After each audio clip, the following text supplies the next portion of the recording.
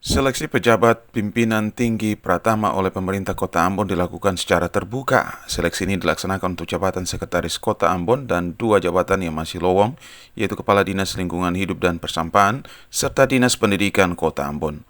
Wali Kota Ambon Richard Wanapesi dalam sambutannya mengaku pengisian jabatan yang lowong saat ini dilakukan dengan mekanisme seleksi secara terbuka. Menurutnya, Ambon saat ini menjadi kota yang terbuka dan telah mendapat pengakuan internasional sebagai kota musik dunia. Sebagai kota terbuka, Ambon tentunya membuka diri terhadap berbagai inovasi dan kebijakan publik. Saya percaya betul siapapun yang akan terpilih, baik Sekda maupun dua kepala dinas ini, pasti dia akan telah lolos dan memenuhi persyaratan paling tidak dua, asas kepentasan dan atas asas kepatuhan.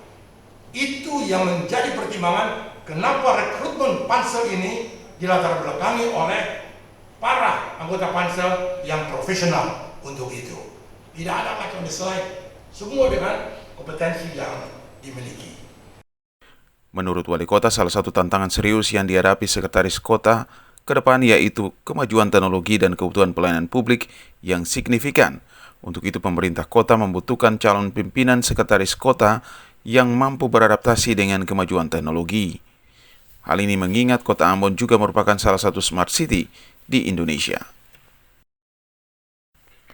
Melki Latusawule dan Unga melaporkan.